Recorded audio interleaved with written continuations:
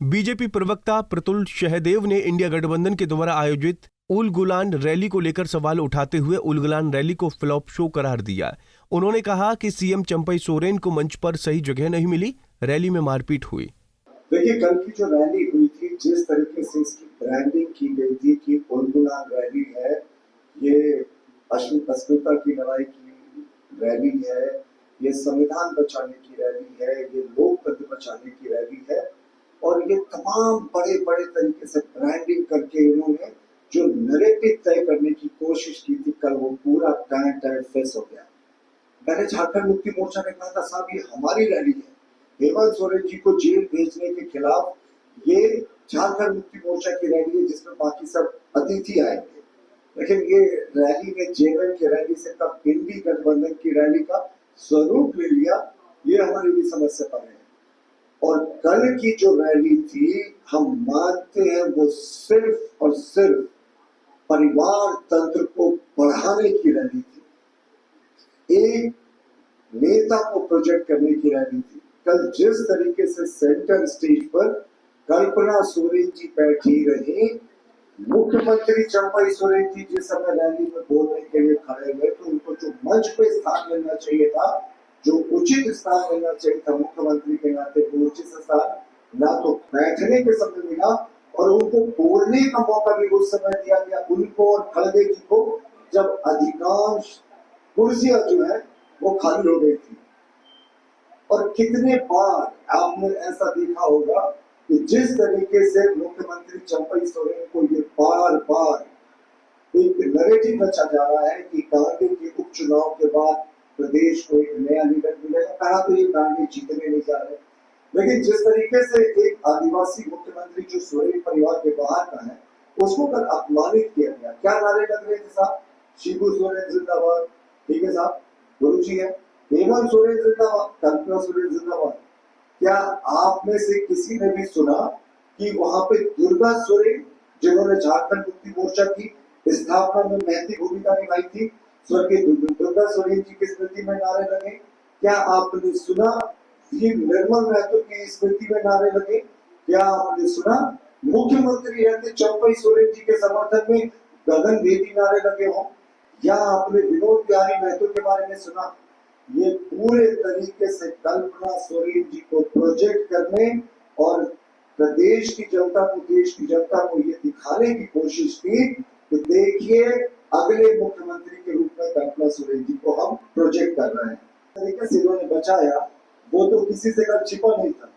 जिस तरीके की तस्वीर आई रैली की, तो उसके बाद मारपीट जो हुआ इनके समर्थकों के बीच में, तो उस अभी मैं झारखंड मुक्ति मोर्चा कांग्रेस के नेताओं को सुबह से सुन रहा था, उन्होंने कहा कि साहब ये भाजपा का कर्मकांड था, ये भाजपा प्रायोजित हंगामा था। देखिए, उस रैली की जो सबसे प्रसिद्ध तस्वीर है वो ये है।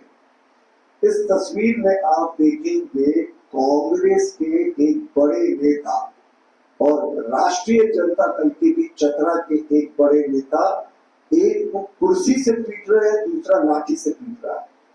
तो एक कहावत होती है ना देहात में, बेटा बेटी केकरो को रहते बैठल मगरो, तो इसमें भाजपा आपको कहाँ दिख रही है? लेकिन है ना कि कल इन्होंने लोकतंत्र की मर्यादा उड़ा दी। जिस तरीके से पहले दावा किया था 5 लाख, 7 लाख, 10 लाख, पता नहीं कितने इनकी भीड़ थी, 1000 में सीमित हो गई, कुर्सियां लगानी पड़ी, लेकिन जो भीड़ भी थी उसमें से तो 500 लोगों ने 1 घंटे तक मारपीट की। ना तो पुलिस ने कंट्रोल करने की कोशिश की, जब कंट्रोल करने की कोशिश की तो लोग लहूलुहान हो गए। दर्जनों लोग पारस अस्पताल में भर्ती थे, कई लोगों को पुलिस ने हिरासत में लिया, बड़े आश्चर्यजनक तरीके से उनको छोड़ दिया गया। दोनों पक्षों ने एफआईआर कराया और एक दूसरे पर आरोप लगाया। इसमें भाजपा का ऐसा, कांग्रेस के लिए कि राजद के नेता थे, राजद के लिए कांग्रेस के नेता थे। तो अब ये तो जांच का विषय है, लेकिन जो तस्वीरें है ना, वो आपको स्पष्ट रूप से दिखाएंगी कि आखिर उस रैली में कौन से लोग थे। और देखिए, कहते हैं कि संविधान बचाने की ये बात कर रहे थे, तो संविधान के साथ सबसे बड़ा प्रहार किसने आज तक किया है ये आप सबों को पता है। 1975 में इमरजेंसी लगाकर फंडामेंटल राइट्स को सस्पेंड करके देश के जो अखबार थे और मीडिया चैनल्स थे उन पर बंदिश लगाकर इन्होंने संविधान के साथ खिलवाड़ किया था। पर आपको पता है 1946 में जो 42वां संशोधन संविधान का लाया गया था इंदिरा गांधी के द्वारा, जो तत्कालीन प्रधानमंत्री थी, उससे मिनी संविधान कहा जाता है। वो संविधान के साथ छेड़छाड़ की सबसे बड़ी कोशिश थी। 42वें संशोधन से वो हाई कोर्ट, सुप्रीम कोर्ट के पावर्स को कम कर रहे थे, राज्यों के पावर को कम कर रहे थे, और सारी शक्तियां प्रधानमंत्री कार्यालय में, प्रधानमंत्री ऑफिस में निहित की जा रही थी। और ये अमेंडमेंट पास भी हो गया। बाद में सुप्रीम कोर्ट ने एक बहुत लैंडमार्क जजमेंट में Minerva versus union of India में 1980 में इसके ऑब्जेक्शनेबल क्लॉजेस को स्ट्राइक डाउन कर दिया। और देखिए, इनके परिवार में भी सब कुछ और इज अनवेड, ये बार बार कहते हैं। देखिए, इनका झूठ को कैसे हम एक्सपोज करते हैं। कल एक प्रवक्ता का बयान आया कि साहब, जो बसंत सोरेन जी रैली में नहीं आए, उसका कारण था कि बसंत सोरेन जी को कार्यकर्ताओं को खिला रहे थे जो दुमका से आए थे। वो मैं बयान आपको प्ले करके सुनाऊंगा कि बसंत सोरेन जी इसलिए नहीं आए थे कि कार्यकर्ताओं को खाने खिला रहे थे। होगा आज का जो बयान है,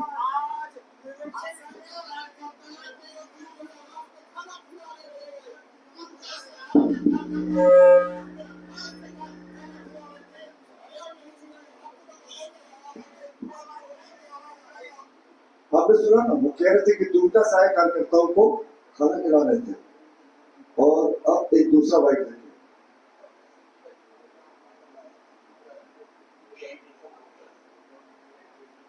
परसों तो मैदान में थे ही।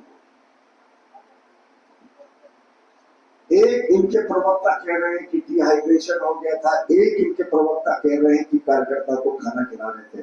तो झूठ इनकी ऐसे ही एक्सपोज होती है। दरअसल इनके भीतर खाने से ये खबर थी कि कल्पना सोरेन जी के रैली में किसी दूसरे पर फोकस नहीं करना था, वो भले ही गुरु जी के परिवार के सदस्य क्यों नहीं हो। रांची से आशुतोष सिन्हा की रिपोर्ट।